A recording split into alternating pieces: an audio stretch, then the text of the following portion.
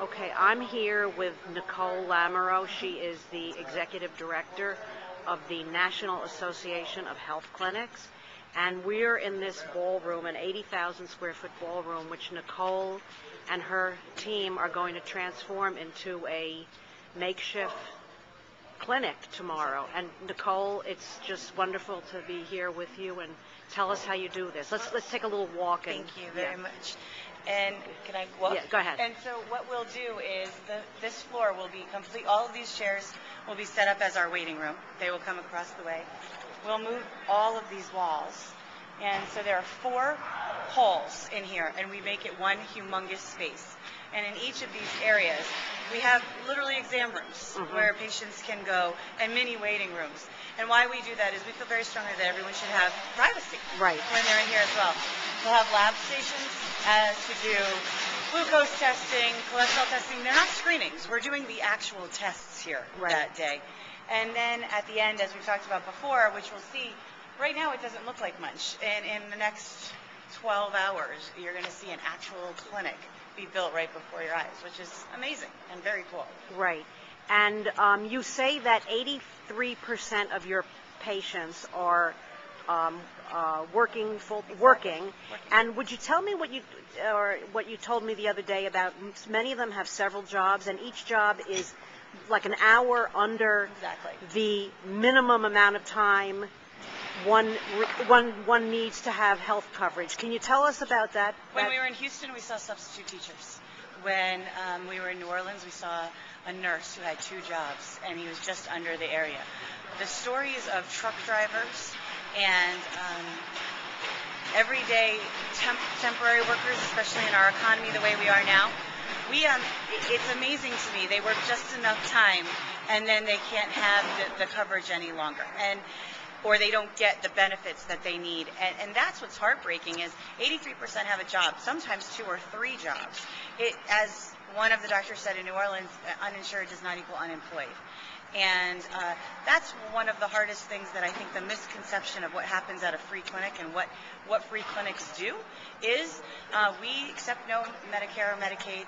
We don't have any welfare patients at free clinics. We don't do any third-party billing. And so our patients are people who have jobs. And I just want to ask you one thing, and you've been so kind, and this woman is literally running this operation.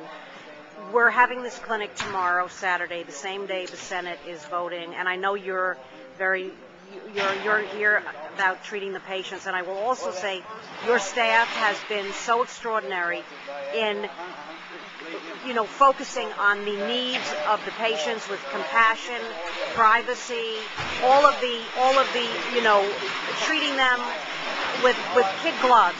But I want to ask you, and I know you're not political, but what do you want to say to the 100 United States senators as they vote tomorrow about the need for health care for all Americans, given you are on the ground witnessing this every day? That when we make a decision about health care in this country, we make sure that people don't just get an insurance card, but they get access to quality health care. And that is what the most important thing is that everyone should get access to care, and that everyone should have the ability to be treated the same way we would like to be treated. And I think that doesn't matter whether you're either side of the aisle or what you're voting on, but to stop and think, what do I want and what do I need in my health care? And then that's what everybody else deserves as well. And one more thing, one more very, very sad statistic is some of your volunteers and people who are working with you told me that in New Orleans and in Houston, a lot of these people said that when they were given a prescription and suggested that they go to Walmart where they can fill it for $4, they said, but I don't have $4. The talk that we hear all of the time is that that $4 could be given to their daughter or son for their school lunch. It could be used for putting gas in their car, or they may just not have it because their budget is taken care of for the whole entire month or week. We also have patients who don't come to an appointment, not because they're blowing it off. In fact, someone wrote There are so many uninsured in New Orleans and only 1,000 showed up. That broke my heart because that was 1,000 people who got care and the follow-up care that they needed, which is critical, but so many of them decided to take a job that day.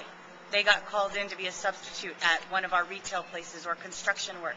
They took a job instead of going and getting that care, and that is something that many times isn't thought about.